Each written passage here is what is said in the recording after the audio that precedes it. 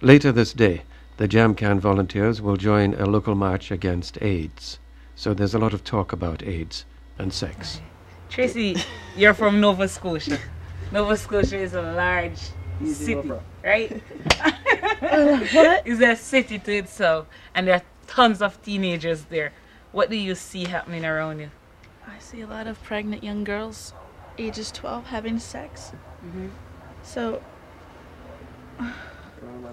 chances are likely that they well, most of them, or not most of them, but a lot of them could have some sexually transmitted disease of a sort because they go out, they drink, they party, they have sex with this one and that one, and they really don't care if they have protection.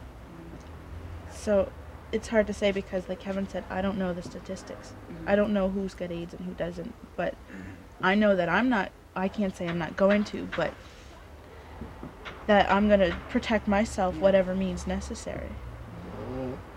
Carlos, you have traveled? I've traveled. Diana, for example. I'd like to talk about my home. It's very similar to her home. A lot of people there are pregnant and all that sort of thing. And I don't know, I find that personally, I find it disturbing when people have children when they're not ready, because it's not good for the kid. You know? So, what about teen pregnancy back home? Well, in Jamaica, teen pregnancy is on a high basis. Wouldn't you say that too, Kevin? Educating the people and going into the schools and getting people aware from an early stage is vital in the fight to help, you know, stop AIDS, because we can't be just looking for a cure. You understand? Because people are still out there going about having sex, and I think the most important thing is to protect yourself, because there are people who are not going to tell us, listen, I have AIDS. Yeah. Because if somebody told me that, I wouldn't want to have sex with them. So the most important thing is to protect yourself and make sure that you are protected at all times. Yeah. And, you know, when all else fails, no sex is best. That's it.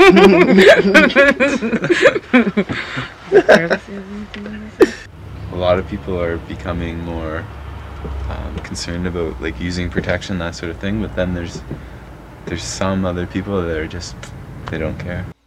I don't know.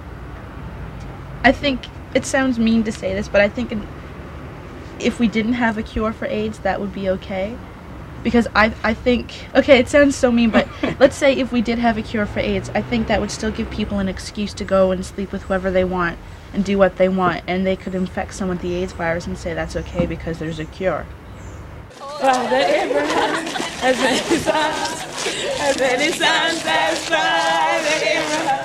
And I am one of them, and so are you. So let's just praise Him. Right, left, right foot, left foot, heads up, turn around, Father Abraham. As many songs as Father Abraham, and I am one of them, and so are you. So let's just praise Him. Right, left. You ready? Sound check. Sounded good. This is JamCan Radio 105.5 on your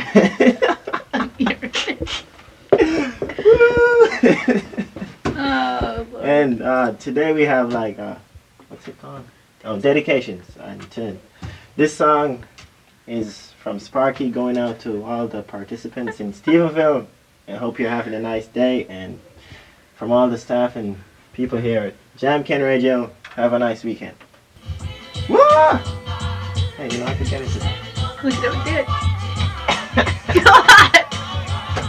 did. In Jamaica, the music is, I guess, very, very important. The music is almost as if it's the backbone of the people. And the music sort of like defines Jamaica and Jamaicans. The kind of music that people would tend to listen to would, in some instances, define or identify them and their personality. So music is very important, and people like look to the music for strength in times of weakness, or look to the music to identify with certain things or certain aspects of life. So it's pretty much, I think, very important in our society, and I guess more so than it would be here, because music is like the Because in Jamaica we have a saying, they said music is the rod. Like, you know, Moses had the rod. They said music is the rod. It is so much important. The greatest challenge of JamCan is the need to compromise, to take the needs of others into account. Compromise is the key word wherever JamCaners gather. The biggest challenge. There's so many. For me, it's language. It's to sleep in the same bed than my homologue every day. It's just like the different cultures and like, I don't know, I think it's... Just to break the wall between the two cultures and just make it... bring them together sort of thing, No, so that everyone's happy, you know? Like, it's always like do this our way or either do it, you know? And we should like, we have to work together to be like... And it's always compromise. And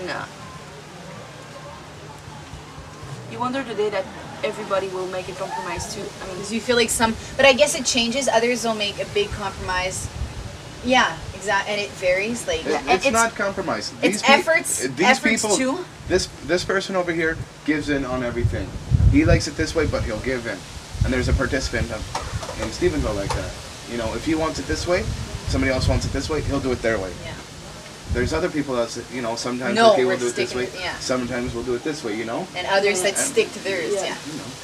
And I think I'm more of the, you know, the hell with you all. We're doing it my way. But the thing is, my word is law. By now, Tracy and Carrie Ann have decided they weren't challenged enough at the Learning Centre, so they've demanded and got a transfer to the local library. For the 3 months, we really haven't been doing much or what we expected. She wanted to gain some experience that she could take back to Jamaica with her. Same with me.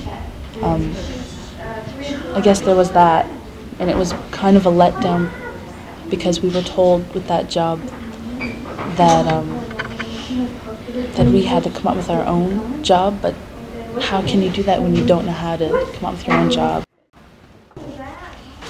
So the thing is, no matter where you are, if you're even not doing anything really, and you have pleasant people around you, it's like you've done a day's work. So it's really better here.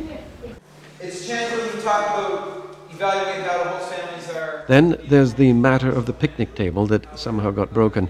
It seems nobody was responsible, and it wasn't the world's greatest picnic table anyway. There was a picnic table up by Terry Blanchard, not her picnic table, her next door neighbor's picnic table, who subsequently is the lady that lets us use the Legion for free, for every function. The Legion, the Canadian Legion, is probably the nicest building in Stephenville for holding a wedding, any kind of function. It's beautiful, right? She owns this picnic table. The problem is that it was probably a rotten old piece of junk in the beginning, but yet we still broke it.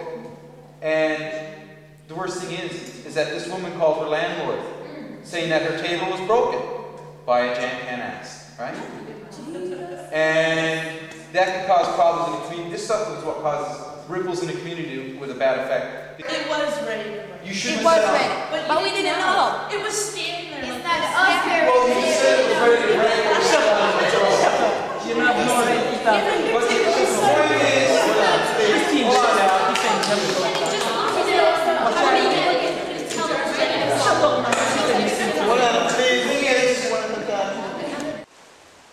But the biggest problem for JamCan is Kevin. He's still idealistic, but seems to be losing interest in the program. I still believe that I can make a difference as an individual in my country, or make a small difference in the world, because even in the time that we've been here, I've noticed things in this community or in this country that if we were to institute things like those in Jamaica or in my community per se, it would be much better for my community, or to help, I guess, to enhance the standard of living of the people. And that in itself, I think, is an accomplishment for me. Kevin gets that chance sooner than he expects. There are warnings from JamCan officials. Then Kevin McNally is what JamCan delicately calls deselected. I am here at the airport this early because I've been deselected and I'm being sent home. I will not be allowed to continue or finish the rest of the program, and it just ends here. Deselection means I failed to live up to one, or I guess a few of the guidelines or objectives of the program, and therefore I am subject to deselection. They pretty much outlined the reasons why I was deselected. To say that I think they were good reasons would be to tell a lie, but I guess personally I don't think what I did was, or what I didn't do was so wrong as to, I guess, you know, require this drastic action. But I think the people who run the program know what it is they want and what it is they're looking for, and if they think I have failed in whatever respect, then it is up to them to dish out whatever punishment they feel is necessary. It's very hard to leave the people who you've come to know and I guess trust to some extent. So for me, that's the hardest part. I guess I've learned some things, not as much as I would have wanted to, but I have learned some things, and if I had, I guess, been on the straight and narrow, then I would have learned more, so it is my fault. You know, there was not like one, like Kevin went out and did something horrible or anything like that. It wasn't like that. It was basically just his attitude, and also, I mean, like ultimately in some ways is that we didn't think it was the best place for Kevin. Like he wasn't showing us that he really wanted to be here and that he was really getting a lot out of it. So it was, you know, it was like, well, why put somebody through this if they don't really want to be here? I mean, one of the things that made it very hard for all of us as staff too is that what we were talking about and what we all feel was that Kevin has a lot of potential, and he's a very intelligent young man. He's got a lot of leadership skills that are almost just very natural. Like he's got a lot of charisma, I would say. So, you know, this could have been a really great thing, and it could have been a great opportunity, and unfortunately it didn't really work out that way. So that's, I mean, that's sad.